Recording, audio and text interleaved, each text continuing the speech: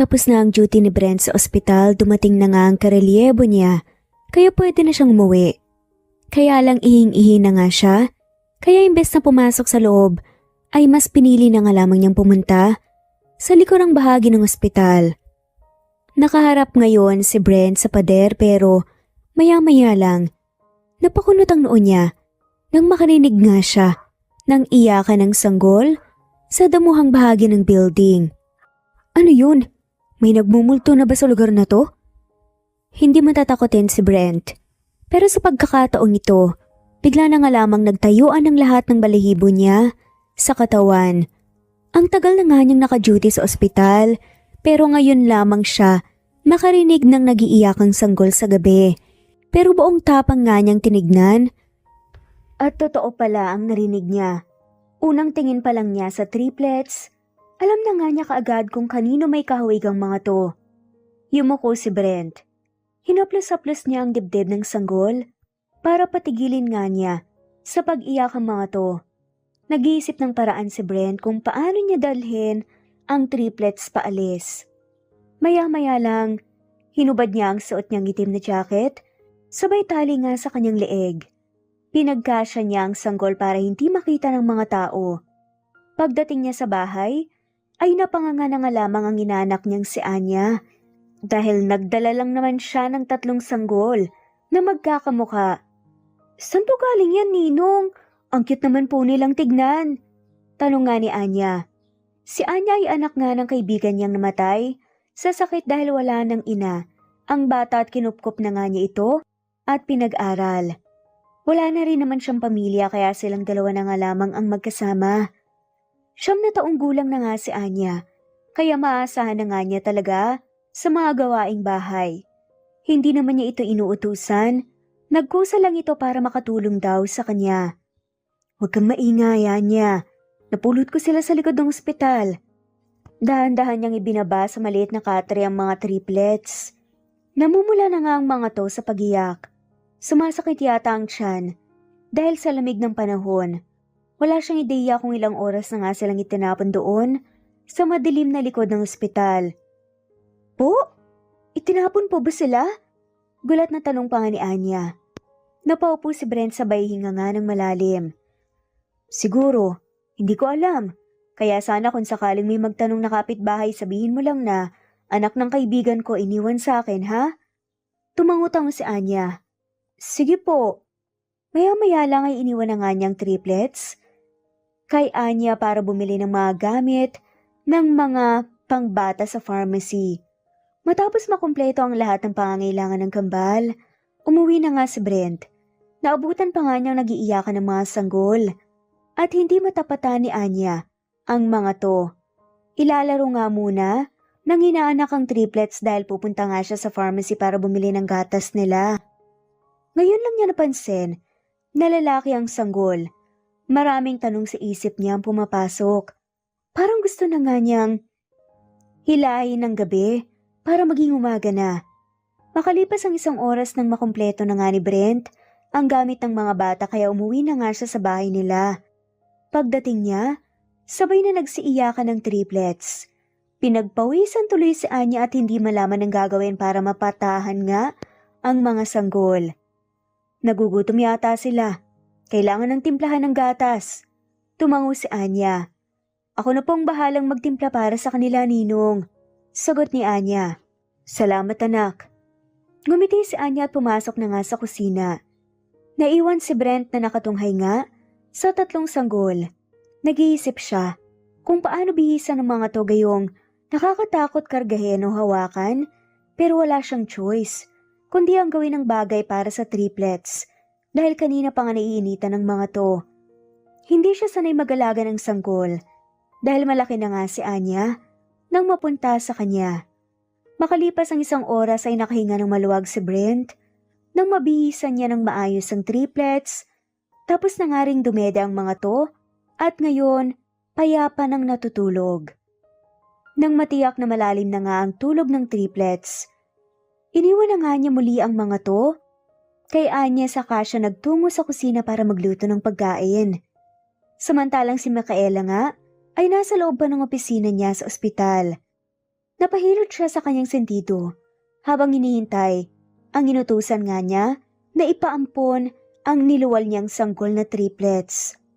Labag man sa loob niya, ay kailangan nga niya itong gawin, alang-alang sa iniingatan niyang pangalan ng kanilang pamilya. Okay lang sana pero ang masaklap ay may asawa at kasal na nga sa iba ang karelasyon niya. Mas lalong malalagay sa kahihiyan kung malalaman ng lahat, kamumuhian siya ng pamilya niya, lalo na ng kanyang mga magulang.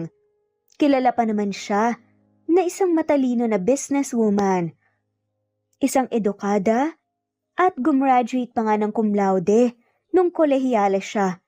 Tapos, malalaman lang nila na disgrasyada siya. Natatakot nga siyang itakwil ng mga to. Kaya minabuti na nga lamang niyang ipaampon na nga lamang ang kanyang mga anak upang magkaroon din ng mga to ng maayos na buhay. Maya-maya lang ibumukas nga ang pinto at pumasok ang utility staff na inutusan niya. Ramdam niya ang kaba sa itsura ng mga to, lalo na nga siya. Hindi niya alam kung ano ang magiging outcome ng mga naging desisyon niya. Ito na ang bayad mo. Sana hindi na makalabas ang bagay na to. Bayad kita. Mananagot ka kung sakaling malalaman ng iba. Tila nagbabanta pa nga na sa ni Micaela. Huminga ng malalim ang lalaki. Opo, ma'am. Sagot naman ni Densyo. Lumabas ka na. Agad na dinampot nga ni Densyo ang sobre na nakapatong nga sa ibabaw ng kanyang mesa at nagmamadaling lumabas ng pinto. Pag-alis ng lalaki, napasandig nga si Micaela sa kinuupuan niya. Nakapag-usap na nga sila. Nang nakarelasyon niya, nagaway sila dahil niloko nga siya nito na hindi kaagad nito sinabi sa kanyang totoo. At the end of the day, ay nagkamali siya kasi naman hindi muna nga niya inalam ang tunay na pagkatao nito bago niya pinatulan. Pinili ang tunay na asawa at inabanto na siya. Hanggang maaari nga, hindi ito pwedeng malaman ng pamilya niya dahil baka kaladkarin nga siya palabas ng kanilang bahay at alisan nga siya ng karapatan sa lahat ng mamanahin niya. Sa mga sumunod na araw, walang sinayang na panahon si Brent. Maaga siyang pumasok sa trabaho. Inabangan niya sa labas ng ospital ang pagdating ni Miss Micaela Paterno, ang hospital director. Nang makita nga niya itong bumaba ng kotse, hinayaan muna niya itong makapasok sa loob ng ospital bago siya sumunod. Excuse me, ma'am. Pwede ba kitang makausap? Kumunot noo nga ang babae nang lingunin nga siya nito. Sure. Tinitignan ito ng maigi ni Brent. Kamukhang kamukha talaga ng babae ang triplets. Salamat po. Magalang na saad na nga lamang ni Brent, kahit sobrang nagtataka na siya. Sobrang formal ng reaksyon ni Miss Paterno. Dito na tayo sa opisina mag-usap. Agad na sumunod si Brent. Naupo na nga siya kahit hindi pa nga siya inayan umupo. Pansin niyang may halong pagtataka ang tingin ng babae sa kanya. Alam kong namumukhaan mo ako, ma'am. Sa tagal ko ba naman na nagtrabaho rito? Pero ngayon lang talaga ako nagkaroon ng pagkakataon na makatrabaho ka at makaharap. Nagpang-abot ang kilay ni Miss Paterno. Tama ka. Tumikhim nga si Brent. Nandito ako para sabihin sa'yo. Nakita ko ang mga anak mo sa likod ng ospital. Nung nakaraang gabi. Napakunot noon si Micaela. Excuse me? Wala akong mga anak. Pagtanggi nga niya. Natawa na nga lamang si Brent. Okay, kung wala kang mga anak, sino pa ba dito ang may kamukha mo na pwedeng maging ina ng triplets na sanggol na yon, ha? Sige, alis na ako. Pero mapipilitan akong ipagkalat sa mga nanditong nakita ko. Mga alis na nga sana si Brent nang pigilan siya ng babae. Sandali. Maupo ka na muna. Okay, fine. Mga anak ko nga sila pero hindi ko sila itinapon. May inutusan ako na ipaampon sila pero hindi ko alam kung bakit napunta sa likod ng ospital. At ang sabi ko pa nga, ipaampon sila sa mga kaya silang mahalin at kaya silang panindigan. Huminga ng malalim si Brent. Aamin ka rin pala. Pinapatagal mo pa. Tinignan nga siya ng babae. May sinulat nga ito sa tseke at inabot nga sa kanya. 10 milyon para sa pananahimik mo. Natigilan si Brent. Hindi na kailangan. Itago mo na lang yan. Are you sure? O baka naman kulang pa to. Name your price. Umiling lamang si Brent. Hindi ko kailangan ng pera, ma'am. Hindi ko tatanggapin yan. Nagkibit balikat na nga lamang ang babae. Okay, kung ayaw mo, bigyan mo na lang ako ng phone number mo. Isinulat nga ni Brent ang numero niya sa blankong papel na binigay nga ng babae sa kanya. Pagkatapos ay nagpaalam na nga siya, nalalabas na. Habang si Micaela naman ay nanggagalaiti nga sa inis kay Densyo. Palpak ang inutos niya rito, kaya agad nga niyang pinatawag ang lalaki para masabunan nga ito ng sermon. Pagpasok pa lang ng lalaki, ay masamang-masama na nga ang tingin niya rito. Kung nakakamatay pa nga ang titig ay baka kanina pa nga ito nakabulagta. Bakit po, ma'am? Tanong nga ni Densyo. Napahilamos na nga lamang si Micaela. Alam mo, Densyo? Palpak ang trabaho mo. Sabi ko sa'yo, ipampun mo ang mga bata. At siguraduhin mo na nasa magandang pangangalaga sila. Pero bakit nasa likod ng ospital mo nilagay, ha? Nako naman, paano sila doon? Parang gusto ko tang tirisin ngayon. Po, paano nangyari yun? Nahanapan ko po sila ng maayos na pagpapaampunan. Sagot naman ni Densyo. Napahilot na nga lamang sa sentido si Micaela. Hindi niya alam kung sinong paniniwalaan niya sa dalawa. Pero ramdam naman niyang nagsasabi ng totoo ang gwardya. Umalis ka na rito, Densyo. Itikom mo yung bibig mo. Kung hindi, ay akong magpapatahimik sa'yo. Makakaasa po kayo, ma'am, na hindi po makakarating sa ibang napag-usapan natin. Sabi na nga lamang ni Densyo.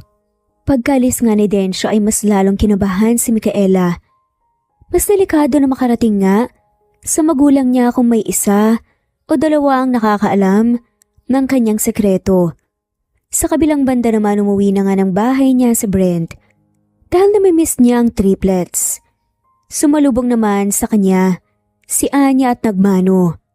Kamusta sila? Tanong nga ni Brent. Ngumiti ang bata. Okay lang po sila, Ninong. Ang dami po nilang naubos na gatas ngayon. Kaunti na lang pong natira, kailangan na rin pong bumili ng bago. Sagot naman ni Anya. Inakbayan niya si Anya at sabay nga silang pumasok sa loob ng bahay. Bibili tayo bukas. Salamat dahil mabait at saka maalaga kang ate sa kanila. May binili akong bagong sapatos para sa'yo. Saad pa nga ni Brent. Napatalon sa tuwa si Anya nang ibigay niya rito ang 2 box ng sapatos. Maraming salamat po, Ninong. Ang dami mo naman pong nabili para sa akin. Ang bait mo po. Kung saan man po naroon si tatay ngayon, tuwang-tuwa po siya. At sana po nasa mabuting kamay po ako. Emosyonal pa nga nasabi ni Anya. Niyakap ni Brent ang inaanak. Walang anuman. Nangako ko sa tatay mo na hindi kita pababayaan kaya lahat ng kaginawaan sa buhay, ibibigay ko sa'yo. Ngumiti ng sobrang tamis si Anya. Pagpasok nila sa loob ng bahay, ay sinilip ni Brent ang triplets sa loob ng kwarto. Napangiti siya nang makitang nilagyan nga ni Anya ng kulambo ang mga sanggol kahit nakaandar nga ang ceiling fan. Ipinaghanda na nga rin siya nang makakain ng kanyang inaanak at mas mabuti na dahil kanina pa nga siya nagugutom. Habang kumakain nga si Brent, ay narinig niyang tumunog ang kanyang cellphone. Tinignan niya ang tumawag nga at napakunot ang noon ng mapansin na unknown number ito. Agad niyang sinagot dahil baka ang agency nila o di kaya kasamahan niya sa trabaho. Hi Brent, nakuha ko ang pangalan mo doon sa ospital. Nasaan ka? Pwede ba tayong magkita? May gusto lang akong kumpirmahin sa'yo. Kahit huwag nang magpakilalang babae, familiar pa nga sa kanya ang boses nito. Nasa bahay ako, ma'am. Can I come over? Sunduin mo na lang ako sa labas. Text mo lang ang address. Bumuntong hininga si Brent. Nahihiya siya dahil pupunta nga rito ang babae tapos hindi maganda ang bahay niya. Pero wala siyang magagawa kasi kung hindi siya papayag ay magpupumilit ito. Sige po, saad na nga lamang ni Brent. Pagkababa ng tawag ay minadali nga ni Brent ang pagkain para pagdating ni Miss Paterno ay maayos naman ang kanyang mapupuntahan. Pinasa niya ang address niya rito para makabiyahe na nga dahil gabi na. Sinong pupunta rito, Ninong? Nagtatakang tanong naman ni Anya. Ngumiti si Brent. Ang mama ng triplets. Matulog ka na. May pasok ka pa kinabukasan. Nagtataka man pero sumagot na nga lamang si Anya. Sige po, Ninong. Sinadya niya na sa hapon na nga siya papasok ng ospital para mabantayan ni Anya ang triplets at makauwi pa rin siya kinagabihan. Nang mag-text si Micaela na nasa labas na nga ito, ay nagmamadaling naglakad si Brent. Natigilan siya na makita niyang nakasuot lang ng khaki shorts ang babae tapos kulay pink na t-shirt at pinaresan pa nga ng manipis na tsinelas. Kahit simple lang ang suot nito ngayon, napakalakas ng dating. Dati pa nga niya napapansin ang kagandahan nito, pero isinawalang bahala na nga lamang niya dahil alam naman niyang hindi siya nababagay rito. Good evening. Ang layo pala nitong bahay mo ha. Parang tumigil ang mundo ni Brent. Nangitian siya ng babae. Naghugis puso nga ang mga mata niya nang magkatitigan nga sila ni Micaela. Magandang gabi din. Ako nang magdadala niyan. Ang bitbit nga nito ang ibig sabihin niya. Nakuryente nga siya bigla nang magkadikit nga ang kanilang mga kamay nang kunin niya rito ang dala niya. Nakita pa nga niyang may malaking gatas para sa triplets tapos diaper at iba pang mga gamit. Ang tahimik pala dito sa inyo, no? Pagbasa nga ni Micaela sa katahimikan. Napangiti si Brent. Dahil sobrang inosente ng itsura ngayon ni Micaela, habang tumitingin nga sa buong paligid, kaibahan nga ang ekspresyon ng mukha nito kung nasa ospital ito. Sobrang strikta ang aura. Ngayon lang ito dahil tulog na ang ibang kapitbahay. Malalim na rin kasi ang gabi. Ganun ba? Can I see the triplets? Nginitian niya ang babae. Sige, pasok tayo sa loob ng bahay. Inakay niya si Micaela papasok na sa loob at dinala niya ito sa kwarto ng triplets. Ibinaba niya sa sahig ang dalanga niya at inayos niya ang pagkakalagay. Titig na titig si Micaela sa tatlong sanggol na mahimbing na natutulog. Mga anak ko nga sila. Napailing si Brent. Nang mag-crack nga ang boses ni Micaela, alam niyang pinipigilan lang nito ang emosyon. Sino ba naman ang hindi? Kahit nga siya ay hindi kaano-ano ang triplets, parang hinaplos ng mga to ang puso niya. Pwede mo silang lapitan. Saad na nga lamang ni Brent. Itinaas ni Brent ang kulambo at agad na nilapitan nga si Micaela, pati na rin ang triplets. Sabay halik nga sa noon ng mga to, isa-isa. Alam niyang tumulo ang luha ng babae dahil nagpupunas nga ito ng mata. Salamat. Tumango naman si Brent at ngumiti. Maya-maya lang ay binaba na nga niya ulit ang kulambo sabay aya nga kay Micaela sa maliit na balkonahin niya. Kumain ka na ba? Tanong nga ni Brent. Oo. Napansin niya na komportable naman ang babae na nakaupo sa balkonahe. Pero kahit ngumingiti nga ito at nababanaag pa rin ang lungkot sa mga mata. Susunduin ka ba ngayon? Tanong nga ni Brent. Ngumiti ng mapait si Micaela. Hindi.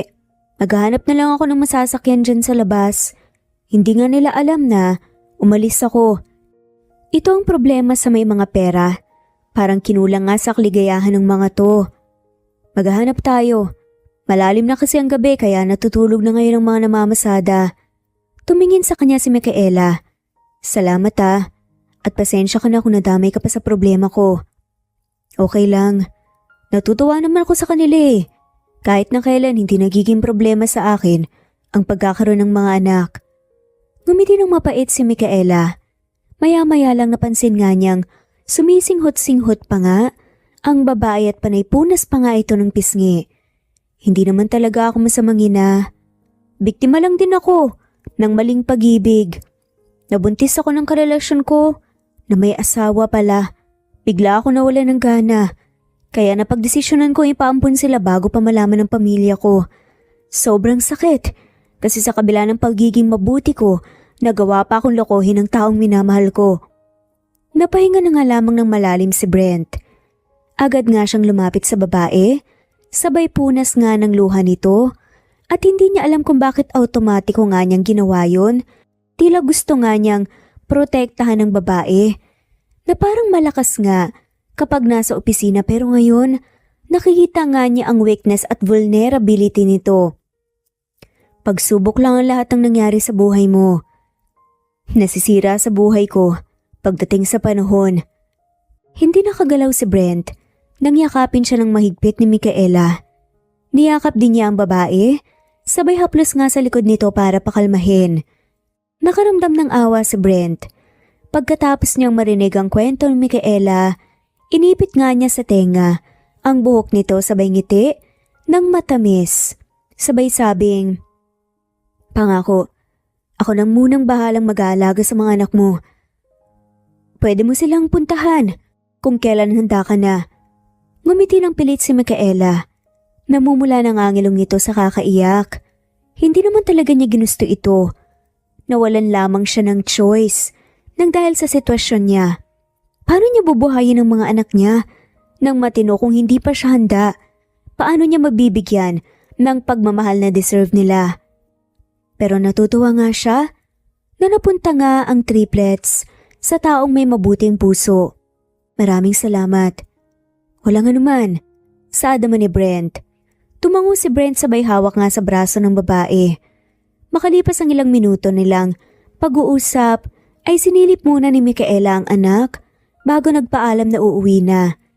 Ngayon ay magkasabay na nga silang dalawa na lumabas sa bahay. "May anak ka na pala?" Nakita kasi ni Micaela si Anya na nakahiga sa tabi ng triplets. "Wala, binata talaga ako. Inaanak ko yun. Anak ng kaibigan ko na namatay kaya ako na munang bumubuhay." Nginitian siya ni Micaela. "Ang bait mo naman talaga.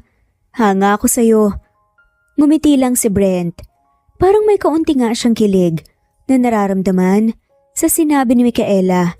Maya-maya lang inabutan nga siya ng pera ng babae para daw sa gatas ng triplets at iba pang pangangailangan ng mga to. Hindi sana niya tatanggapin pero ipinilit nga ng babae at sinabi pa nga na anytime na may kailangan nga sila, sabihan lamang ito at magpapadala nga rin siya ng sustento buwan-buwan. At sisilip din siya paminsan-minsan. Isinama nga niya ang babae para puntahan ang kapitbahay niyang may motorsiklo para ipahatid nga ito. Pagkaalis si Micaela ay pumasok na nga sa loob ng bahay niya si Brent at humiga sa tabi ng cute na triplets. Samantalang si Micaela naman lumilipad nga ang isip kung saan naroroon ang mga anak. Destiny is not selfish. Dahil kahit anong kagustuhan niyang mapalayo sa kanyang triplets, ay pilit itong bumabalik sa kanya. Hindi niya alam kung paano niya mapapasalamatan si Brent pero sobrang panatag nga niya na hindi nga nito ilalabas ang kanyang sikreto. The way he talks and smile, alam nga niyang mabuti nga itong tao at likas na talaga itong matulungin dahil nasa pangangalaga nga nito ang anak ng kaibigan na namayapa na. Nang malapit na nga siya sa kanila, napahinto siya sa madilim na bahagi ng daan para hindi siya makita ng CCTV along the house. Binayaran niya ang binata ng malaki dahil malayo nga ang biyahe nila. Ngumiti naman ito at nagpaalam na. Parang lalabas nga ang puso ni Micaela. Nang pagpasok nga niya ng front door, nagsalita ang kanyang mommy na nasa hagdan na katayo. "Where have you been, Micaela?" Medyo masungit nga na tanong ni Mrs. Paterno. Ito nga ang kinakatakot ni Micaela na makagasnan ng magiging anak niya, ang isang pamilya na hindi nga tahimik. Ngumiti si Micaela. Hindi niya pinapahalataan na kabado siya. Ever since ganito na talaga ang ina. Sobrang stiff na parang walang pagmamahal sa anak. Siya palaging napapansin dahil nag-iisa siyang anak. Buti sana kung may kapatid siya para doon naman mabaling ang atensyon ng mga to pero wala. Mommy sa labas lang. Nagpapahangin tsaka nagmumuni-muni. Hindi pa kasi ako inaantok eh. Napahinga ng malalim si Micaela. Nang pailalim nga siya kung titigan ng ina. Talaga? All I thought ay sapat na ang bakasyon mo ng 1 taon para maging energetic ka na pagbalik sa trabaho. Nakahunot ang noon na sambit pa nga ni Mrs. Paterno. Napakagatlabi na nga lamang si Micaela. Hindi naman ako pagod, Mommy. Hindi pa talaga ako inaantok. Okay, pumasok ka na sa kwarto mo at matulog. Sabi na nga lamang ni Mrs. Paterno. Tumango si Micaela. Nakahinga siya ng maluwag nang bumalik nga sa pag-akyat ng hagdan ang mommy niya. Nakagat nga niya ang kanyang daliri nang maalala ang 1 taon niyang bakasyon. Pero ang totoo pumunta nga siya sa ibang lugar para manganak. Walang kaalam-alam ang magulang niya na nabuntis siya dahil hindi pa naman niya ipinaalam sa mga to na may karelasyon siya. Mabuti na lang pala hindi niya naisip na ipakilala dahil bago pa lang naman sila. Pero nabuntis na nga siya. Ang galing nga kasi hindi niya natunugan na meron pala itong asawa.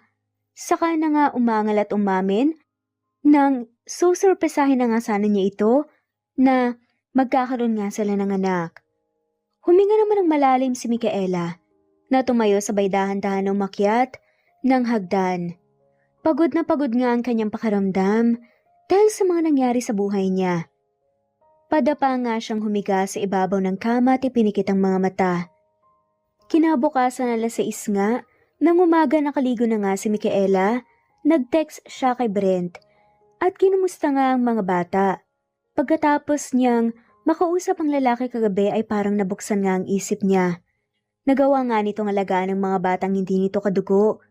Siya pa kaya na dugot laman niya ang mga iyon? Hindi nakapag-reply nga si Brent. Siguro naging busy nga ito sa pag-aalaga sa mga anak niya. Pagkatapos magbihis si Micaela, bumaba nga siya at dumiretso sa kusina. Napatikim nga siya ng madatna ng magulang niya na tuhimik nga na kumakain. Natuon nga ang paningin ng daddy niya. Titig na titig ito na parang lumampas sa kaluluwa niya. Good morning! Bati nga ni Micaela. Humila nga ng upuan niya si Micaela at dahan-dahang umupo. Umalis ka ba kagabi? Seryosong tanong nga ni Mr. Paterno. Napangiwi nga sa isip niya si Micaela. Kung aalis siya ng gabi, ano namang meron? Wala naman siyang asawa kaya pwede naman siyang gumala.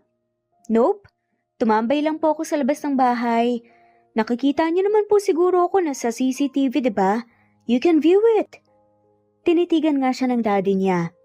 Ito ang pamilya na hindi nga niya gugustuhin na magkaroon. Lahat ng galaw niya ay binabantayan. At ayaw din niyang mamulat ang mga anak niya sa ganitong sitwasyon at pamilya. Okay, if you want to date someone ay pwede kang magsabi sa amin. We can give you a nice man. Yun bang perfect partner? Biglang saad nga ni Mr. Paterno. Walang perpektong tao, daddy, kahit nga ikaw hindi perpekto eh.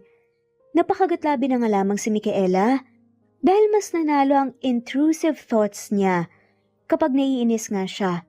Mabuti na lang talaga yung tinapi ko ng daddy niya. Parents know best, kaya sumunod ka na lang. Saad nga ni Mr. Paterno. Hindi na umimik pa si Micaela.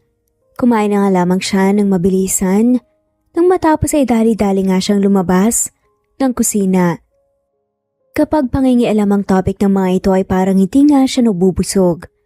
Pagdating sa ospital ay napakunot ang noo ni Micaela dahil hindi niya nakita sa post nito si Brent. Tinignan niya ang cellphone niya. May mensahe palang lalaki na mamayang hapon pa nga ang duty nito. Napangiwi si Micaela dahil bigla-bigla na nga lamang silang naging close ni Brent. Naramdaman na nga lamang niyang sobrang komportable na nga niya dito. Hindi naman siya ganito dati. Na-feel nga niya kasi na sobrang genuine nga ng puso ni Brent kaya ganun. Maya-maya lang nakasalubong nga niya sa pasilyo ng ospital sa Densyo. Nagkatinginan lang silang dalawa, na tense siya, kaya nginitian nga niya ito. Iba talaga ang feeling kapag may tinatagong mabigat na sekreto. Pinaghihintay po sa iyo sa loob ng opisina, ma'am. Sabi nga ni Tensyo. Napakunot ang noon ni Micaela. Sino naman ang pupunta rito nang sobrang aga? Pagtulak nga niya ng pinto, hindi kaagad nakapasok sa gulat niya nang makita nga kung sinong nakaupo sa couch. I keep on contacting you. Nag-iba ka na pala ng number. Kalmadong tanong pa nga ni Ron. Sumeryosong mukha ni Micaela. Kanina magaan ngayon, mabigat na. Pagkatapos nga siyang lokohin at saktan, ay magpapakita ito sa kanya ngayon? Para ano? Wala na itong puwang pa sa puso niya. Napakunot na nga lamang si Micaela at umirap pa. Don't act as if okay tayo, okay? Ano kayong masasabi ng wife mo na nagpunta ka pa rito? Sa space ng ibang babae. Ang kapal naman ng pagmumukha mo. Huminga ng malalim si Ron. I'm sorry, okay? Sorry kung nagsinungaling ako sa'yo. Sorry kung hindi ko kaagad nasabi sa'yo ang totoo. Believe me or not, minahal kita ng totoo. Saad naman ni Ron. That's bullshit! Itigil mo na yung kagagohan mo, okay? Hindi dual sim ang puso mo. Ulol ka. Natameme na nga lamang si Ron sa sigaw ni Micaela. Pero kumalma nga siya nang ma-realize na nasa ospital pala siya at for sure may makakarinig nga sa kanya.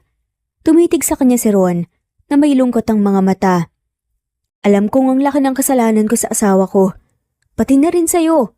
Sinaktan kong mga damdamin niyo pero naisip ko na kahit ganun pa man, hindi ko dapat tatalikuran ang aking mga anak. Saad nga ni Ron. Natawa na nga lamang si Micaela. Wala na sa akin ang mga bata. Pinaampon ko na. Kaya wag mo silang hanapin pa sa akin dahil inabandona mo na sila. Wala nang magagawa ang second thoughts mo, okay? Huli na ang lahat.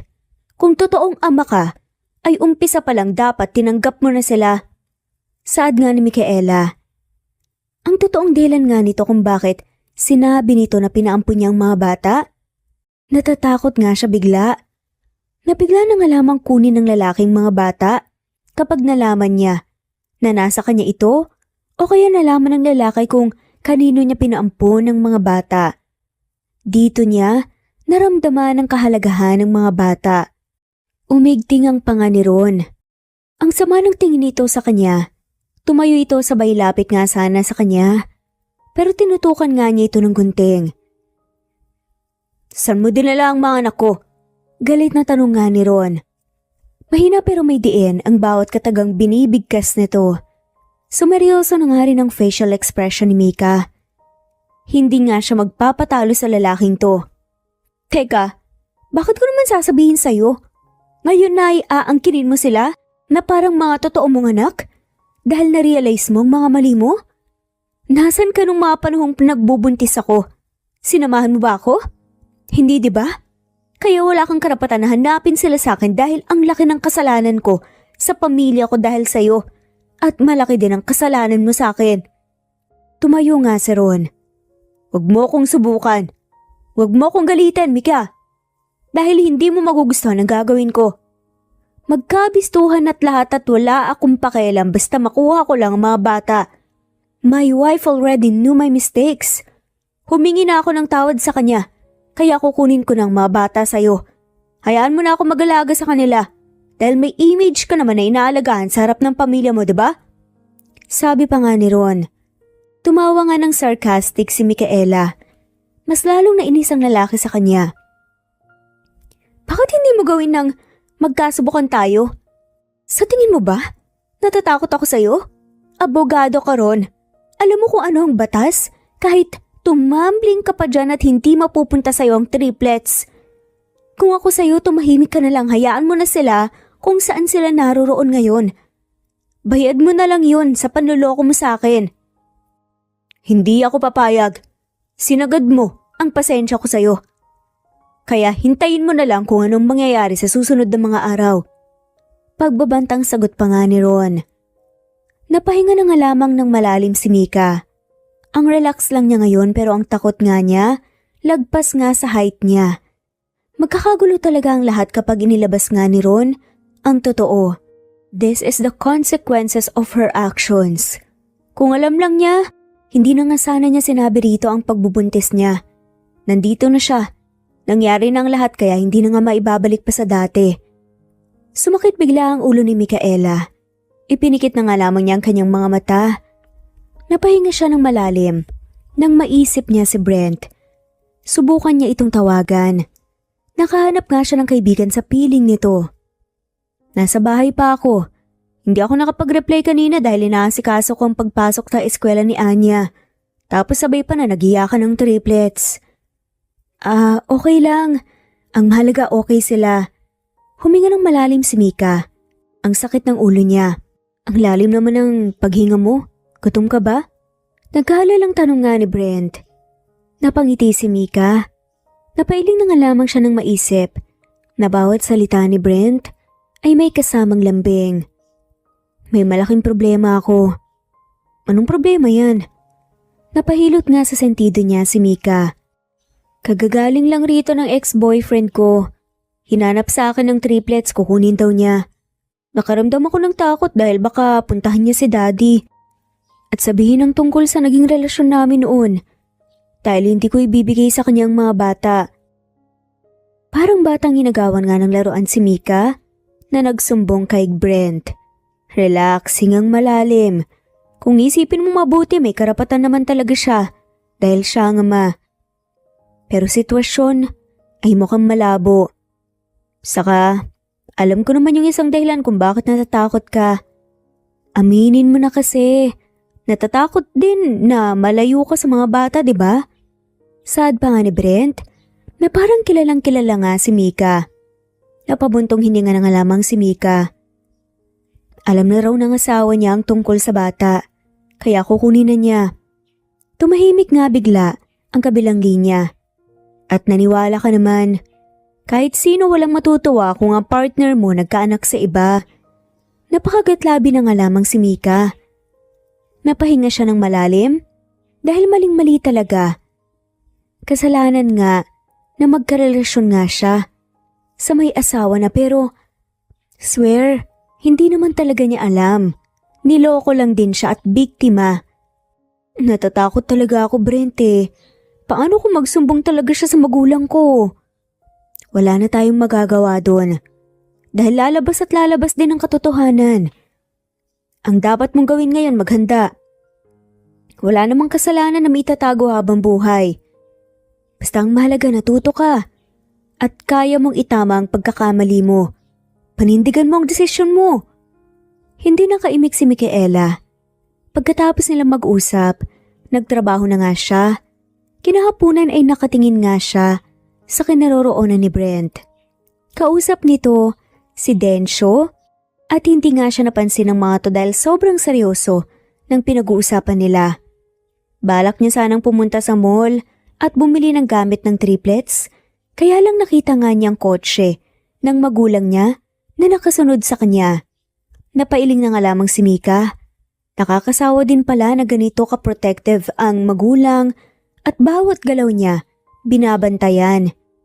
Isang buwan ang nakalipas, hindi na nga bumalik sa opisina niya si Ron. Which is good dahil parang mababaliw na nga siya kapag nagpakita pa nga ito. Pero na-worry nga siya dahil hindi niya alam kung ano ang binabalik nito ngayon. Natatakot pa rin siya at wala siyang peace of mind kapag nagugulo nga ang utak niya. Si Brent ang kanyang takbuhan. He's willing to listen at marami itong words of wisdom na nagpapalakas ng loob niya. Nakahanap siya ng kaibigan, kakampi, karamay sa piling ng lalaki. Pagod na pagod nga ang pakiramdam ni Mika. Gutom na gutom siya. Nawala lang yun nang magbigay nga si Brent ng isang box ng donut, tapos soft drinks. Si Densyo ang nagabot nga sa kanya. Pauwi na ngayon si Mika pagkatapos ang duty niya. Payapa naman ang kanyang pakiramdam at hindi siya nakaramdam ng kaba. Pero iba pala ang nadatnan niya pag-uwi sa bahay. Pagpasok pa lang niya sa front door ay napasandig na nga lamang siya nang bigla nga lang siyang makatanggap ng mag-asawang sampal mula sa striktong daddy niya. Napahawak na lamang siya sa kanyang pisngi dahil sobrang sakit at namamaga nga. Dinagdagan pa ng mommy niya na hinila nga ng malakas ang buhok niya na parang wala man lamang pakialam kung masasaktan siya. Mom, stop it! Ano bang nangyayari sa inyo? Nananakit kayo without saying anything? Reklamo naman ni Mika at pagtatanggol sa sarili. Nang tignan niya ang magulang, galit na galit nga ang tingin ng mga to sa kanya. Kung may totoong apoy pa Sa mga mata, ay baka tostado na nga siya ngayon. Anong pumasok sa utak mo, ha? Matalino ka naman. Graduate ka ng cum laude pero saan mo nilagay? Ang tahimik mo tapos pasikreto ka palang pumatol sa may asawa? Sambit nga ng kanyang ina. Napatigagal na nga lamang si Mika. Ito na ba yun? Binisto na nga talaga siya ng lalaking yun. Siya na nga ang sinaktan at niloko. Tapos ito pa talagang matatanggap niya? Lumapit sa kanyang mommy niya at dinuro-duro nga siya. Tama na po! Makinig naman kayo sa akin oh. Hindi ko alam na may asawa siya. He didn't even tell me anything. Huli na nang malaman ko. Biktima lang din ako dito. Napayo ko na nga lamang si Mika. Ano? Hindi mo alam? O sadyang nagtatanga-tangahan ka lang? Ang laking kahihiyan mo sa pamilyang ito. Kinakahiya ka namin. Sigaw nga ni Mr. Paterno. Biktima lang din po ako dito, Mommy, Daddy. Bakit naman kayo ganyan? Dapat nga kinakampihan niyo ako at pinagtatanggol kasi ako ang anak niyo. Hindi siya pinapakinggan ng magulang niya. Ang sabihin mo, bobo ka lang talaga. Sabi nga ni Mrs. Paterno. Iyak na nga lamang ng iyak si Mika. Kahit isa sa mga to ay wala nga talagang kumakampi sa kanya. I'm sorry, Mom, Dad. Akmang lalapitan na nga ni Mika ang magulang niya pero lumayo ang mga to. Get rid the children of yours. Kung gusto mong mapatawad ka namin, gawin mo. Ayaw na ayaw naming magkaroon ng apo na mula sa kasalanan. Nararapat lang na ipinalaglag mo na lang sila. Sad pa nga nito. Of course not, Daddy. Hindi ko magagawa yon. Ibang naisip nga niya sa gustong mangyari ng daddy niya. Parang gusto nga nitong maging kriminal pa nga siya sa kanyang sariling mga anak. Mas grabe pa pala ang gustong mangyari ng mga to kaysa sa ginawa niya. Kung ayaw mo, edi ako na lang gagawa para mawala sila. Sambit pa nga ni Mr. Paterno. Ito na nga ang kinatatakutan ni Mika. Kilala kasi niya ang kanyang ama. Pag may gusto nga ito ay gagawin niya kahit na sino pa nga ang banggain niya at saktan. Umiling na nga lamang si Mika. Sobrang selfish ng magulang niya gustong magpatawad. Ay may kondisyon pa. Hindi niya kaya. Ayaw niyang magkasala pa siya. Dali-daling tumakbo palabas ang bahay nila si Mika. Wala siyang pakialam kung papalitan nga siya bilang hospital director. Basta ang importante sa kanya ngayon ay ang mga anak niya. Sapat na yung nagawa niyang kasalanan sa mga to. Gusto na nga lamang niya manindigan at magpakaina para sa triplets. Sa kabilang banda si Brent naman ay out na nga sa trabaho kaya nakasuot na nga siya ngayon ng jacket. Maya-maya lang tuluyan na nga umalis si Brent ng ospital. Naglalakad lang siya dahil may bibilhin pa nga siya bago umuwi ng bahay. Laking gulat nga niya nang may biglang yumakap sa kanya. Itutulak nga sana niya ito pero natigilan siya nang maamoy ang familiar na pabango. Nagtaka si Brent nang bigla na nga lamang napahagulgol ng sobrang lakas si Micaela. Anong problema? Nag-aalalang tanong naman ni Brent. Hindi nakagalaw si Brent nang bigla na nga lamang siyang yakapin ng mahigpit ng babae. Kahit wala siyang alam kung ano ang problema nito, hinaplos niya ang likod nito para pakalmahin. Nalaman ng magulang ko ang nangyari. At alam kong ang dating karelasyon ko ang nagsabi sa kanila. Pinagtulungan nila akong awayin. At ang sabi pa dapat pinalaglag ko na lang. Tapos gusto nilang mawala ang mga anak ko. Ang sakit ng magkabilang pisngi ko sa sampal pero mas masakit pa ang sinabi nila at gustong mangyari. Wala nang sasakit pa sa mga sinabi nila. They want me to get rid of my own flesh and blood para mapatawad nila ako? Kumalas nga si Brent sa yakap nga ng babae. Pinunasan niya ang luha nito sabay ayos nga ng gulo. Napahinga na nga lamang siya ng malalim nang makita niya ang namumulang pisngi ni Mika. Napapiksi na nga lamang ang babae nang subukan nga niyang haplusin ito. Kitang-kita niya ang hulma ng daliri na tumama nga sa pisngi nito. Gaya nga ng sabi ko, hindi mo maitatago habang buhay ay kasalanan. Mas mabuti na rin yun para mawala ang takot mo sa kanila. Kung abandonuhin ka nila, nandito naman ako. Hindi kita pababayaan. Hindi ko kayo pababayaan ng mga anak mo. Mas lalong umiyak nga si Mika sa sinabi niya. Yumakap na naman ito ulit sa kanya. Kahit anong mangyari, ay protektahan mo ang mga anak ko. Kahit hindi na ako, basta sila. Huwag mo nga hayaan na mapunta sila sa lalaking yun at sa magulang ko. Sa katagang lumabas nga sa bibig niya, wala akong tiwala. Ngumiti nga si Brent. Pagkatapos nilang mag-usap ay bigla nang alamang kumalma si Mika. Maya-maya lang ipinasakay na nga niya ang babae sa likod niya dahil parang nangihina nga ito.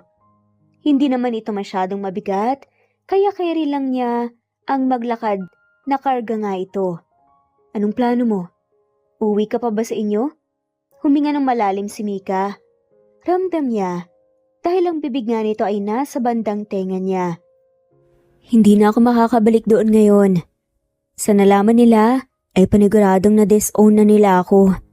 Wala akong magagawa kundi ang tanggapin nila ang kapalaran ko. Ang gulo ng pamilyang kinabibilangan ni Micaela. Maraming pera pero hindi naman masaya. Sa bahay ka na lang muna. Biglang saad naman ni Brent. Salamat ah. Sagot naman ni Mika. Huminto si Brent nang mapadaan nga sila sa nagbebenta ng barbecue. Bumili siya ng marami dahil nagugutom na nga sila lalo na si Anya na naiwan ngayon sa bahay nila. Nang maluto, pumara na nga sila ng tricycle. Habang si Mika gumaan na pakiramdam pagdating sa bahay ni Brent. Lumabas ang batang babae na lumapit nga sa kanila, sabay mano sa lalaki sa kanya. Magandang gabi po, Ninong. Nakangiting bati ni Anya. Napangiti si Micaela nang akbayan nga ito ni Brent, sabay haplos nga sa buhok. Magandang gabi. Dito natitira sa atin mula ngayon si Tita Micaela. Kasama na ng triplets ang mommy nila. Pagpapakilala ni Brent. Ngumiti ang bata sa kanya. Hinawakan niyang braso nito, sabay halik sa pisngi. Mabuti naman po, sabi ni Anya. Maya-maya lang ay pumasok na silang tatlo sa loob ng bahay. Magpahinga ka na muna sa loob ng kwarto, Micaela. Maghahanda lang ako ng hapunan natin. Ngumiti si Mika. Sige, salamat. Pagkapasok nila sa loob ng kwarto, ay sabay na nagiyakan ng triplets. Naiiyak na naman si Micaela na lumapit sa mga anak. Hinawakan niya ang kamay ng mga to, sabay halik sa noo. Tumigil naman sa pag-iyak pero parang nagpapakarga. Naramdaman yata nilang nandito ka, tita. Nakangiting sambit ni Anya. Napangiti si Mika. Oo, hindi ko pa sila makarga dahil pinagpapawisan pa ako. Napansin niyang titig na titig sa kanya ang batang babae. Sandali lang po, papahiramin ko po kayo ng damit, sabi naman ni Anya. Walang choice si Mika kundi suotin ang damit ng lalaki dahil hindi naman siya nakapagdala ng kahit na anong damit. Bago pa makabalik si Anya, pumasok nga si Brent sa loob ng kwarto. Gising pala ang triplets. Ngumiti si Mika at tinulungan niya si Brent na ibigay sa triplets ang bottled milk ng mga to. Kapag nagigising sila ng gabi, nagugutom pala sila? Tanong ni Mika. Napaupo si Brent sa tabi niya. Oo, o kaya baka umihi din. Nakatingin siya sa lalaki na tinignan nito ang suot na diapers ng triplets. Nakasilip din siya, kaya aksidente na nagkadikit ang kanilang muka. Tumingin si Brent sa kanya at hinawakan ang kamay niya. Sorry. Hinoplos ni Brent ang pisngi niya. Okay lang. Saka naman pumasok si Anya na may dalang damit. Papahirimin ko ng damit mo si Tita Ninong. Sabi nga ni Anya. Ngumiti si Brent. Sige lang. Makalipas ang isang oras, nakabalik na nga sa pagtulog ang triplets dahil sa kabusugan. Inaya nila si Anya na maghapunan, pero matutulog na raw ito. Nagtira na lang sila ng ulam para rito. Kinabukasan ay maagang nagising si Micaela nang hiram muna siya ng damit kay Brent dahil balak niyang pumunta sa city para mag-withdraw ng pera. Mabuti na lang daladala niya ang cellphone niya, pati wallet sa pag-alis niya kagabi ng bahay. Kukunin niya lahat ang pera niya sa bangko bago pa mapakialaman ng magulang niya. Sinimot din niya ang pera na nasa loob ng kanyang mga card bago pa ma-freeze at hindi niya magamit. Ayaw niyang maabandona na walang-wala gusto niyang magsimula ng buhay kasama ang mga anak niya. Nakahinga ng maluwag si Micaela nang madala niya lahat ng pera niya. Nagsuot siya ng mask para walang makakakita sa kanya. Dumaan siya sa bentahan ng mga kotse dahil balak niyang bumili ng mumurahin. Kinahapunan ay nakauwi siya ng bahay ni Brent at napansin niyang papasok na sa trabaho ang lalaki. "Hatid na kita." Lumapit nga siya kay Brent at tinakbayan ito. "Hindi na. Mas lalo lang malalaman nila kung nasan ka." Napabuntong hininga na nga lamang si Micaela. "Sige, ingat ka. Text ka lang mamaya ha." Ngumiti si Brent. Pagkaalis nga ng lalaki, pumasok na nga siya sa loob ng bahay. Gising ang mga triplets. Nang matignan nga niya ito sa kwarto, biglang umiyak si Katie kaya kinarga nga niya ito at isinayaw-sayaw. "Ano pong pangalan nila, tita? Ang tagal ko na po silang pinabantayan pero hindi ko pa rin po sila kilala." Napakamot naman ang batok nga na tanong ni Anya. Natawa na nga lamang si Micaela. "KD, Sheila at Johnson, yun yung pangalan nila. Masayang sa adaman nito." Tumango-tango naman si Anya. Kinagabihan ay nagtimpla na siya ng gatas para sa triplets. Nakatulog na agad ang mga ito nang maubos ang tinimpla niya. Pagkatapos nilang maghapunan ay sinuklay niya ang buhok ni Anya dahil nagulo. Nalagyan ng kinain nitong bubble gum kanina. Nagpaalam na rin na matutulog ang bata dahil kanina pa raw ito inaantok. Siya naman ay naligo dahil naiinitan siya. Bumili siya ng kaunting gamit kanina sa mall, kaya hindi na siya manghihiram kay Brent. Hindi na nahintay ni Micaela ang lalaki dahil nakatulog na siya. Nagising siya nang maramdaman niyang may naglagay ng kumot sa kanya. Dali-daling bumangon ni Micaela nang makita niyang dumating na pala si Brent. "Matulog ka na ulit." Masuyong saad nga ng lalaki. Umiling si Mika. Dahan-dahan silang lumabas sa kulambo at tinayos muna niya para hindi lumabas ang kamay ng mga bata. "Nag-text ka ba?" "Nakatulog ako." Ngumiti si Brent. Ramdam niya ang pagod sa mukha ng lalaki kaya inakay niya ito papunta sa kusina para ipaghanda ng makakain. "Hindi na. Nakahanap naman kaagad ako doon ng masasakyan." Humila ng upuan si Brent pagkatapos niyang maghanda ng pagkain. "Kamusta ka naman?" Nginitian nga siya ni Brent. "Okay lang, pero nag-resign na ako sa trabaho." Napakunot noon naman si Mika. "Ha? Pero bakit?" Huminga ng malalim si Brent at tumingin sa kanya. Lumabas na ang chismis na may tinapon daw ng mga bata sa likod ng ospital. "Nag-meeting nga ang daddy mo kanina para mapag-usapan ang issue na yun. Mabuti na lang talaga. Hapon na ang duty ko kaya hindi ako napasama sa meeting. Hindi ko alam kung anong mangyayari. Guilty ako doon dahil akong nakapulot ang mga bata." Nabahala nga si Mika. Bukod kay Brent, ay alam nga ni Densyo ang tungkol sa mga bata. Ano daw nangyari sa meeting ngayon? Minalaman ba sila? Hinawakan ni Brent ang kamay niya at pinisil. Natila pinapakalma nga siya. "Huwag kang mag-alala. Kahapon nag-resign si Densyo kaya wala silang nalalaman. Hindi naman nila paghihinalaan yun dahil valid ang reason niya na mag-resign. Mangingibang bansa daw." Napahinga ng malalim si Mika. "Anong plano mo ngayon? Saan ka maghahanap ng trabaho?" Tumitig sa kanya si Brent. "Babalik na ako sa probinsya, Mika. At ipapaubaya ko na muna sa iyong pag-aalaga sa mga anak mo. Dahil ikaw naman talaga ang may mas karapatan sa kanila.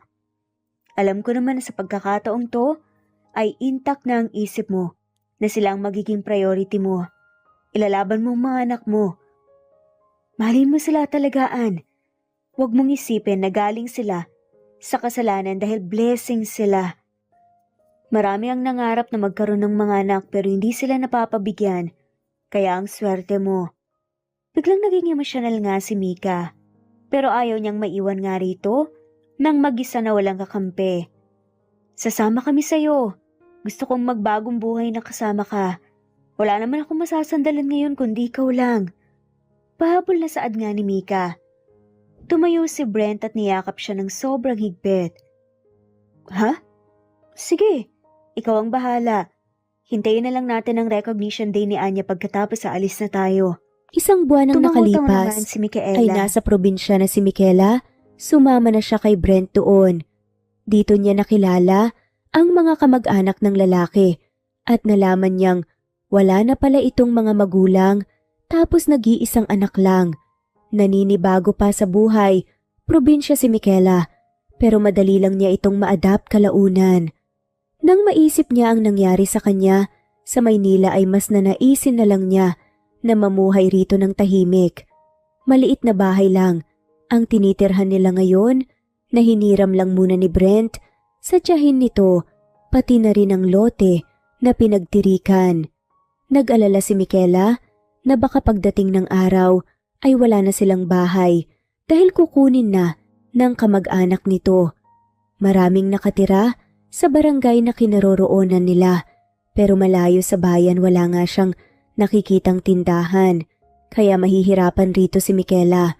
Pero kagustuhan niyang sumama rito kaya magtitiis siya. Mabuti na lang ang triplets ay nakikisabay na rin. Hindi ito nagiiyak kapag walang hangin sa gabi. Wala kasing ilaw ang bahay kaya hindi pa makakabitan ng electric fan. Hindi naman siya pwedeng magreklamo dahil ang bait na nga ni Brent para pumayag itong sumama siya rito. Hindi pa lumalabas ng bahay si Michaela kaya binabantayan siya ng mga kapitbahay kung kailan siya lalabas para makapagtsismisan ang mga ito sa kanya. Ganito naman talaga sa probinsya, sobrang friendly ng mga tao. Nang makatulog ang triplets, ay naisipan bumaba ng bahay ni Michaela. Sobrang haba kasi ng hagdan nitong tinirhan nila. Napansin niya si Brent na malalim ang iniisip, kaya nilapitan niya ito. Tinusok pa niya ang tagiliran nito para mapansin siya. Okay ka lang? May problema ba? Nag-aalalang tanong nga ni Mika. Ngumiti si Brent sa kanya, tinakbayan siya. Nag-usap kami ni Chang. For sale na pala tong tinitirahan natin dahil may paggagamitan siya ng pera. Hiniling ko naman na wag nang ibenta para makahanap pa ako ng pwede nating tirhan. Ginitian niya ang lalaki. Tanungin mo kung magkano. Ako nang bibili. Huminga ng malalim si Brent. Sigurado ka ba? Hinawakan niya ang balikat ni Brent. Sabay sandig nga rito. Oo naman. Nakakapagod na ang paglipat-lipat natin, no? Mas mabuting dito na lang tayo. Tumango na nga lamang si Brent. Nang marinig nilang dalawa na nagiyakan ng triplets, ay dali-dali silang umakyat sa hagdan. Inaalalayan pa nga siya ni Brent dahil muntik na nga siyang mahulog. Kinarga ni Brent si Johnson dahil ito ang umiyak ng malakas at tinignan ko anong nangyari. Pakitimplahan ng gatas. Nagugutom na yata to. Tumalima naman si Mika. Napahiyaw siya sa sakit ng maaksidenteng mabuhusan nga ng mainit na tubig ang kanyang kamay. Nagmamadali namang lumapit si Brent para buhusan ng malamig na tubig para hindi tuluyang malapnos. Ang sakit naman. Napatitig siya kay Brent. Nang hipan nito ang napaso nga niyang kamay. Hindi ka naman nag-iingat eh. Ako na lang sanang nagtimpla. Nakangiwi nga si Mika na bumuntong hininga. Nang tignan niya, namumula ito pero hindi nga niya nakayanan ang ginawa ni Brent at hinalik-halikan nito sa kamay. Anong ginagawa mo? Ganyan ba ang bagong gamutan ngayon? Nahilaw naman ang ngiti ni Brent. Wala. Sa susunod mag-iingat ka. Naiwan na napapailing si Michaela.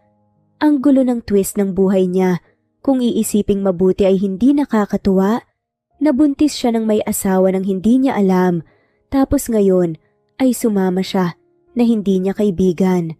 Mas safe siyang kasama si Brent kaysa doon sa pamilya niya na binabantayan lang ang kamalian niya. Kinagabihan ay ang tahimik na nila dahil nakatulog na ang mga bata. Naubos na ang kanilang supply kaya gulay na lang at tuyo ang ulam nila ngayon. Napapangiti si Michaela nang ipaghimay siya ng tuyo ni Brent dahil baka matinik daw siya. So sweet of this man. Swerte ang babaeng makakasama nito. Simple lang talaga ang buhay rito. Nasasanay na rin siya. Paunti-unti nakikipagsabayan na nga rin siya kay Brent ng kamayan sa pagkain. Anong sabi ng kamag-anak mo sa akin? Especially sa mga bata. Tanong ni Mika. Ngumiti si Brent. Ang tagal ko na raw sa Maynila dahil pagbalik ko ay may dala na akong asawa at mga anak. Hindi ko na sila itinatama dahil ayoko naman na gawin kanilang kwento. Kapag ganoon, tatahiin ko ang bibig nila.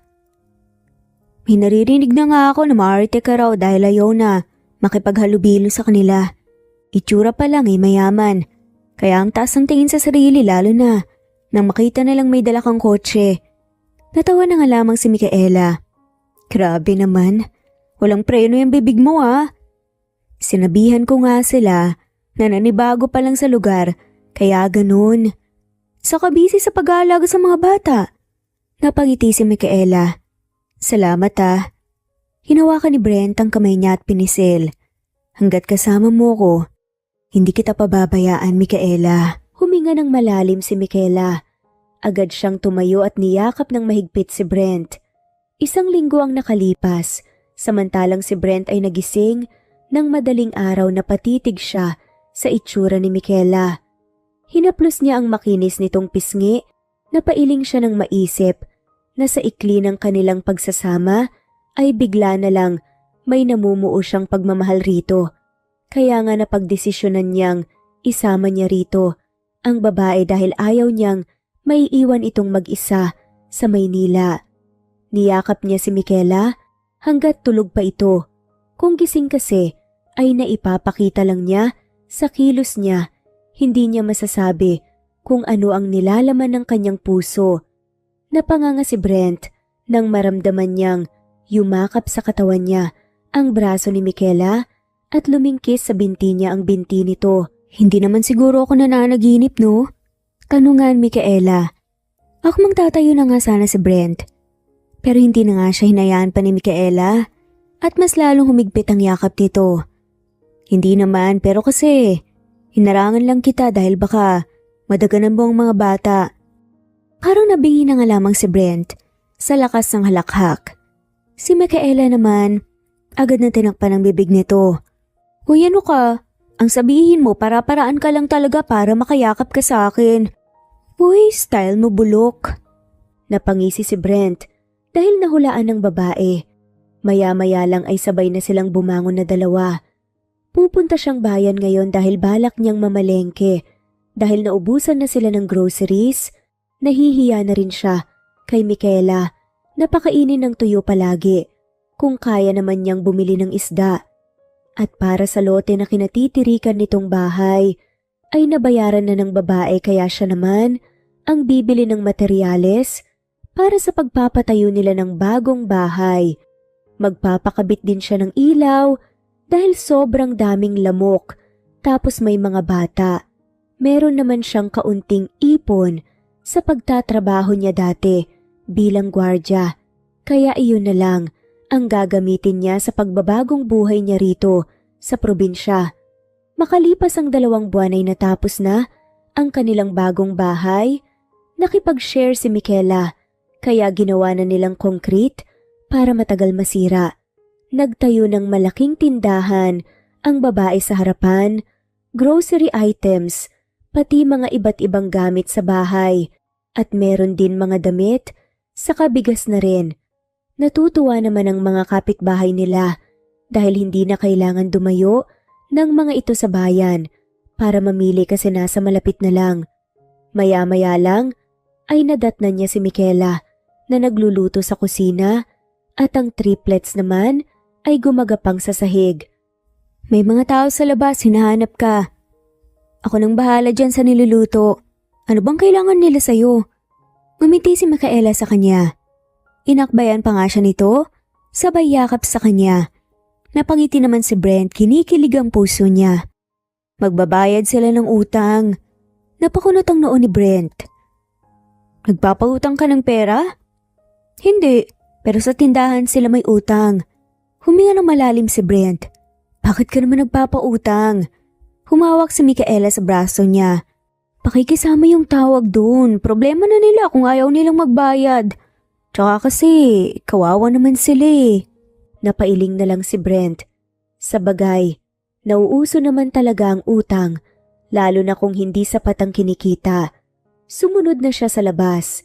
Nang maluto na ang niluluto ni Micaela, hinaplos naman niya ang buhok ni Anya nang madaanan niya ito sa sala na binabantayan ng triplets. Sinilip lang niya ang babae sa loob ng tindahan nito. Napakagatlabi si Brent nang makita niya sa hanay ang tiyahin niya pati ang iba niyang babaeng pinsan. Kalahati lang muna ibabayad ko, Micaela. Kinulang kita ng asawa ko ngayon eh. Narinig niyang sabi ni Fe. Pinsang buo niya ang babae. Ang hilig magpadami ng anak kahit walang maayos na trabaho ang asawa. Okay lang, ililista ko na lang rito. Saad naman ni Micaela.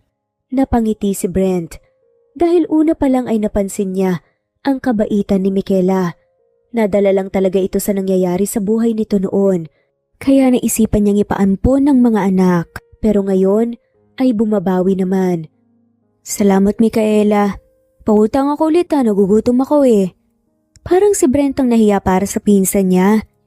Hindi pa nga naka-fully paid, ay mangungutang na naman ulit. Mabuti na lang considerate itong si Micaela. Isulat mo na lang dyan sa notebook, Fe. Unahin ko muna sila. May bago akong magamit, baka may magustuhan ka dyan. Sige, titingin ako mamaya. Nakangiting sagot naman ni Fe. Napangiwi si Brent dahil si Micaela pa talaga ang nag-aya ng utang. Ang galing magbiro ng tadhana dahil ang dating hospital director ay naging businesswoman na. Natapos talaga ni Brent ang pagsilip hanggang sa umuwi na ang mangungutang ni Micaela. Anong ginagawa mo dito? Natawa na nga lamang si Brent. Tinignan ko lang kung sino ang mga suki mo sa pagpapautang mo. Kasama pang tiyahin ko ah. Kakabenta lang ng lote tapos wala agad pera. Tinakpan ni Mika ang bibig niya kaya dinilaan nga niya ang kamay nito. Hayaan mo na lang. Nagbabayad naman sila, 'di ba? Yun lang naman ang importante, ganun lang ang cycle. Kung walang pera, edi mangutang, kung meron, bibili. Sa bagay, maya-maya ay sabay nga silang pumasok sa loob ng bahay para kumain. Sa sumunod na araw samantalang si Mika, hinahanap nga niya si Brent. Pero hindi niya makita sa buong bahay. Nakita mo ba ang ninong mo, Anya? Nadatnan niya ang bata na sinusundan ng triplets. Katatapos lang niyang maglaba, hindi naman masyadong nakakapagod dahil bumili ng washing machine si Brent nung nakaraan. Pumunta po ng bayan, tita. Nakasimangot si Micaela dahil hindi nagpaalam sa kanya si Brent. Pero sa bagay, bakit naman magpaalam kung wala naman silang relasyon? Napabuntong hininga na lang siya dahil nagawa pa niyang magmahal ulit sa kabila ng pinagdadaanan niya. Pero at least ngayon ay masaya na siya na namuhay rito sa probinsya kasama ang mga anak. May bonus pa dahil nandyan si Brent at Anya. Nagbantay siya ng tindahan dahil may namimili at dito na lang niya hihintayin si Brent. Hapon na nang makauwi si Brent, napakunot ang kanyang noo nang mapansin niyang parang lasing pa ito dahil pasuray-suray kung maglakad. Pero ang naging sentro ng paningin niya ay ang dala nitong bulaklak. Sinalubong na niya si Brent dahil baka matumba pa ito. Afternoon. Bati nga ni Micaela. Umayos ang tayo si Brent nang makita siya nito. Sorry, nakainom ako. Nakita ko siyang kaklase ko doon sa bayan eh. Inakay niyang lalaki papasok sa loob ng tindahan. Hindi lang basta nakainom. Lasing ka talaga, no? Ang hinhin nga ng pagkakaupo ni Brent. Parang halos ayaw nga nitong gumalaw. Kaya natawa siya. Siya nga pala, bulaklak para sa magandang kong kaibigan. Sumimangot si Micaela. Kaibigan? Nakikita mo lang talaga ako bilang ganun ah. Biglang tumayo si Brent at nag-walk out. Kaya naiwan na naiinis si Micaela. Kinabukasan dahil sa nangyari ay hindi niya pinansin si Brent. Kaya todo suyo ito sa kanya. Sunod ng sunod na parang nahihibang. Hindi talaga niya ito kinakausap. kahit nagagahan sila kanina. Ano bang nangyayari sa tita mo, Anya? Hindi ako kinakausap ah. Napailing na lang si Michaela. Handang-handa na sana siya kahapon na magdrama sa harap nito pero iniwanan siya. Pero kasi lasing ang kaharap niya, magiging useless din dahil hindi maalala ang sasabihin niya. Galit yata nang umuwi kang lasing kahapon, Ninong eh. Sagot nga ni Anya. Napangiwi na nga lamang si Michaela. Maya-maya lang narinig nga niya ang pagbukas ng pinto at naramdaman na nga lamang niya ang braso na pumupulupot nga sa kanyang bewang. Sorry na. Kung na-offend kita kahapon, hindi ko naman kasi alam kung anong isasagot sa naging tanong mo eh. Baka mamaya niyan. Magkagulo tayo kung magkamali ako ng sasabihin. Humarap nga si Michaela at lumayo na nga lamang ng kaunti kay Brent. Nakapamewang pa nga siya na tinignan ng lalaki na may kasamang irap. Anong masama sa pagsasabi ng totoo? Tanong nga ni Michaela. Ha? Ang sarap untugin ng lalaking to. Sa isip-isip pa nga niya, napakamanhid parang hindi naman naramdaman ang pagmamahal niya. Hindi yata naging sapat ang mga pag-aalaga niya para magets nito. Nang maisip ni Michaela, ang hiya kung mauuna siyang mag-confess, kaya napatikom ang bibig niya. Ang hirap kasing mamuhay kung may feelings ka sa kasama mo sa bahay. Ang ikinatatakot niya na baka ma-friendzone siya, mas magiging safe kung itatago na lang niya ito. Iniwan niya sa loob ng tindahan si Brent. Habang si Brent ay napakagatlabi na lang dahil sa inasta niya sa harap ni Michaela, nagdadalawang isip kasi siya na magsabi dahil baka kung ano ang iisipin nito, nagbibiro siya at hindi totoo ang nararamdaman niya. Kinagabihan ay naghapunan muna sila, pagkatapos ay naghugas siya ng pinggan, tapos si Michaela ay nasa tindahan. Hindi siya nito kinakausap, kaya panay lang siya sulyap at hinihintay ng kakausapin siya nito. Kaya nang lumalalim ng gabi, ay naisipan niyang tuluyan ito sa pagsasara. Nagkadikit na nga sila pero wala pa ring nagsasalita sa kanila. Galit ka ba sa akin? Lumayo si Michaela nang lapitan nga niya ito. Huwag mo akong kausapin, hindi tayo bate. Napakagatlabi na nga lamang si Brent. Saan banda ka nagagalit? Sinamaan nga siya ng tingin ni Michaela. Alam mo ang hina mo talaga, naiinis ako sa'yo. Nang matapos sila sa pagsasara ng tindahan, ay nagmamadaling pumasok sa loob ng bahay si Michaela, kaya sinundan niya agad ito. Nang maabutan niya, ay hinila niya ang kamay, palapit sa kanya, sabay si Ilrito ng halik sa labi. Gumanti naman ng halik si Michaela, ikinawit pa nito ang dalawang kamay, sa leeg niya nagtagal ang halik ng ilang minuto, bago niya pinakawalan ang labi ng babae. Ayaw kitang maging kaibigan. Mas gusto kong may relasyon tayong dalawa, pero nahihiya akong magtapat ang nararamdaman ko para sa'yo. Ngumiti si Michaela. Wag na, panis na yung feelings mo. Natatawa nga si Brent dahil ang cute ni Michaela kung magtampo. Ayaw mo na talaga sa akin? Natigilan si Michaela at nag-iisip kaya napangiti siya. Gusto, pero ligawin mo muna ako kung ready ka bang maging ama ng 3 chikiting na yun. Niyakap niya ng mahigpit si Mika. Oo naman, napahalakhak nga si Brent. Nang nakapandong nga sa kanya si Michaela, muntik pa nga silang matumba na dalawa dahil sa sobrang bigat. Ang ingay niyo po, Ninong, magigising ang triplets. Saway nga ni Anya. Sabay sila na nagtakip ng bibig. Sa sumunod na buwan ay nagpabinyag sila ni Michaela sa triplets. Naghanda sila ng kaunti, kaya nagsasaya sila kasama ang kapitbahay. Inumpisahan na rin niya ang pagliligaw kay Michaela para naman magkaroon siya ng chance rito.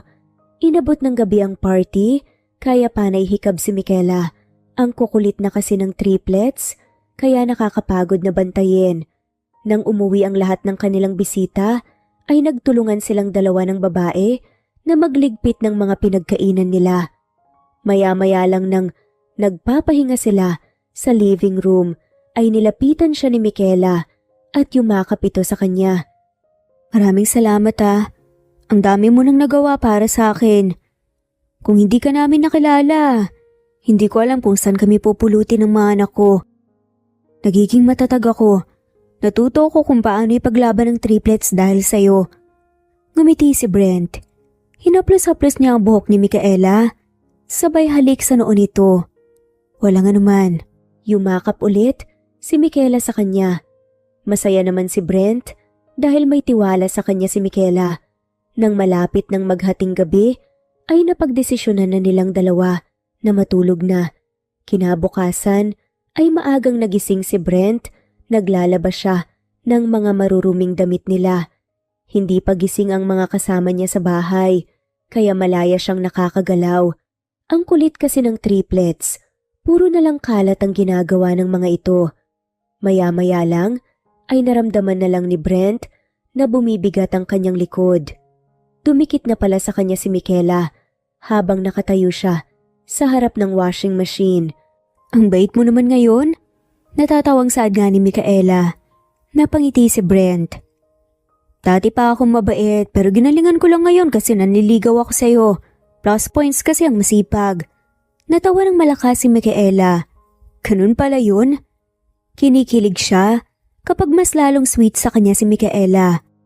Oo, hindi ako pwedeng magpakampante. Na kesyo malaki ang chance ko dahil nasa isang bahay tayo. Kailangan din ng sobrang effort dahil hindi naman sa nakaraan mo masusukat ang pagkatao mo. Nakatanggap siya ng malutong na halik sa pisngi mula kay Micaela dahil natutuwa ito sa sinabi niya. Ganyan na ganyan ang gusto ko sa isang lalaki. Salamat. Halos hindi siya makahinga nang yakapin siya ng mahigpit ni Micaela. Makalipas ang ilang buwan, habang si Micaela ay plano niyang sagutin si Brent sa mismong birthday niya. Bumalik sa trabaho si Brent bilang gwardya. Ayaw niya sanang pumayag, pero nagpupumilit ito. Mag-iipon daw ito para sa future nilang lahat. Ayaw daw nitong umaasa na lang sa tindahan niya. Mas gusto daw nito na may kinikita rin ito. Kaya ngayon ay nagsara siya ng tindahan dahil balak niyang isama ang triplets at si Anya sa bayan. Parang wala siyang tiwala na iiwanan ng mga ito sa bahay lalo na kung bata pa talaga ang isip. Pagkatapos niyang magbihis ay pinauna na niya sa loob ng kotse si Anya. Tapos ang triplets naman ay pinaupo niya sa stroller ng isa't isa para hindi matumba. Napangiti si Micaela na nakatingin sa mga anak. Hindi niya nararamdaman ang pagod dahil may katuwang siya sa pag-aalaga sa mga ito. Kaya Brent deserved the praise and love from her dahil noon pa lang ay pinapatunayan na nito na mabuti itong ama para sa mga bata. Maya-maya lang ay bumabiyahe na sila. Dahan-dahan lang sa pagmamaneho si Micaela para hindi mahulog ang triplets. Pagdating nila sa bayan ay binaybay agad niya ang daan papunta kung saan nagtatrabaho si Brent. Parang lahat ng dugo niya ay nag-akyatan sa kanyang ulo nang mapansin niyang may kausap na isang babae, si Brent, sa labas ng tindahan. Tuwang-tuwa pa ito, kaya parang ang sarap bumaba ng kotse at paghambalusin ng dalawa. Napakagatlabi na lang si Micaela nang maramdaman niyang selos siya sa kanyang nakikita. Simpleng pag-uusap lang naman, pero inis na insi siya. Hindi naman siya ganito dati. Ayaw niyang maging territorial dahil baka mainis si Brent pero hindi niya maiiwasan. Ako na lang pong pababa, tita. Ipapaalam ko na lang po kay Ninong na nandito kayo. Saad naman ni Anya. Sige, salamat ah. Tiningnan lang niya ang lalaki nang makalapit rito si Anya ay iniwan nito ang babaeng kausap at lumapit sa kotse. Binuksan niya ang bintana at dinungaw nito ang triplets na tuwang-tuwa na makita si Brent.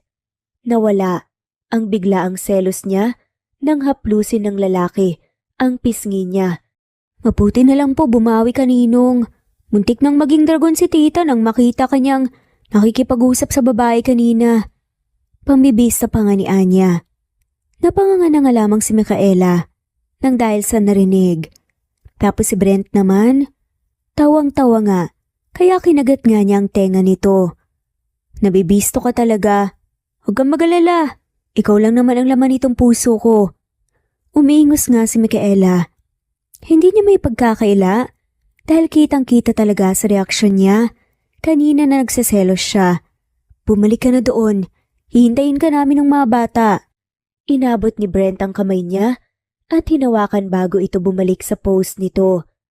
Pag-out ng lalaki sa trabaho ay dinala sila nito sa mamahaling kainan. Ito na ang nag-order ng kakainin nila dahil nagtantrums ang triplet. Sabay ba naman umiyak, pinagtitinginan tuloy sila ng mga customer na nandito. Hindi naman naiingayan ng mga ito bagkus ay na-amaze dahil siguro triplets. Natigil ang iyakan? Nang bigyan nga ni Anya ng gatas, hindi umabot ng ilang minuto ay naubos na nga kaagad. Gatas lang pala ang magpapatahimik sa mga ito. Kaya nang dumating na ang order nila, ay tahimik na sila na kumakain. Walang nagsasalita dahil parehong gutom. Nang matapos, ay nagbayad na agad si Brent para makabalik na sa loob ng kotse ang triplets. Bago pa sila maabutan ng gabi sa bayan, ay umuwi na sila agad. Pagdating ng bahay, ay tulog na ang mga bata. Napagod yata sa gala nila. Hindi na nagbukas ng tindahan si Micaela mamaya na lang siguro kung hindi siya aabutin ng pagkatamad niya. Tumabi sa kanya si Brent na naupo sa sofa, sabay tingin sa kanya ng diretsyo. Maya-maya lang ay napansin niya na kinuha ng lalaki ang kamay niya at sinuutan ng singsing. Happy birthday, Micaela. Ang wish ko, sana sagutin mo na ako. Banat pa nga ni Brent. Nakasimangot si Micaela na tumingin kay Brent. May plano na sana ako pero wag na nga lang. Napakamot sa batok niya si Brent. Dumikit ito at hinalikan nga ang balikat niya. Magtanong ka naman kasi bago mag-react. Kamag-anak ko yun sa kabilang bayan nakatira. Pinsan ni Faye. Kahit tanungin mo pa siya. Panunuyo nga ni Brent. Napakagatlabi na nga lamang si Micaela. Nakakahiya naman. Natawa na nga lamang si Brent. Maya-maya lang tumayo nga ito. Pagbalik ay may dalangang cake, tapos nakasindi na nga ang kandila. Blow the candle. Sad pa nga ni Brent. Pumikit si Micaela nang iharap ni Brent sa kanya ang cake at hinipan niya ang kandila. Ang wish niya na sana ay magkakaayos sila ng magulang niya, magkaroon ng kapatawaran para sa kanya ang puso ng mga ito. Naging emosyonal tuloy siya, kaya nang ibaba ni Brent ang cake, ay yumakap agad siya rito. Umiiyak siya kasi bumalik lahat ng mga pinagdadaanan niya. Ang akala niya nakalimutan niya ito, pero hindi pala. Parte na talaga ito ng buhay niya. Maraming salamat, pinapasaya mo talaga ako. Palagi kang nandyan sa akin. Ikaw ang dumamay sa akin noong mga panahon na lugmok ako. Kumalas nga si Brent ng yakap sa kanya. Sabay punas ng kanyang mga luha. Ang gusto ko, maging masaya ka ngayon sa birthday mo. Huwag mo nang alalahanin ang nakaraan dahil matagal na yun. Tapos na yun. At para naman sa issue mo, sa magulang mo ay maaayos din yun. Ngumiti si Micaela. Bumalik siya sa pagkakayakap kay Brent. Sana nga.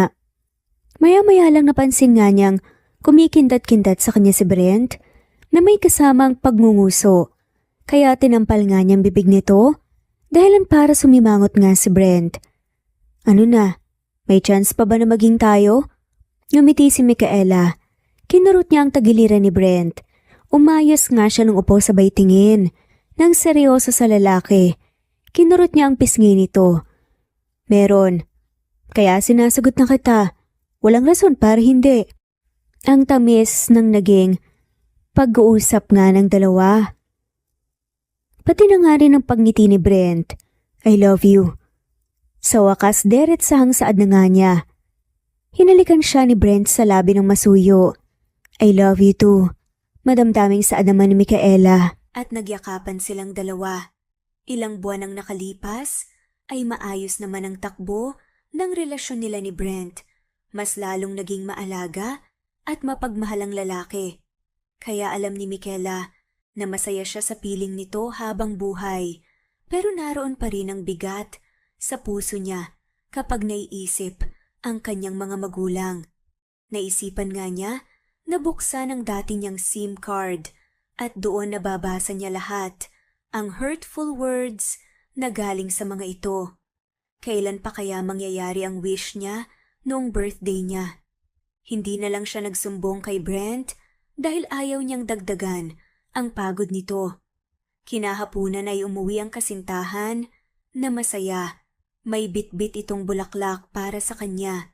Naisip niya na baka payday ngayon, kaya ito nakangiti. Yumakap naman ito sa kanya nang makita siya nito at hindi kinalimutan ang bulaklak na may kasama pang matunog na halik sa labi. Nasaan ang mga bata? Ngumiti si Micaela. Nasa loob ng kwarto naglalaro. Inakbayan naman siya ni Brent papasok sa loob ng bahay. Bukas naman ang kwarto kaya sinilip nila ang mga bata. Ang bilis ng panahon no. Lumalaki na sila. Hindi na lang natin namamalayan. Mga binatilyo na sila. Oo nga. Kung natuloy ang pagpapaampun ko sa kanila, pagsisisihan ko talaga ang desisyon na yon. Niyakap siya ni Brent.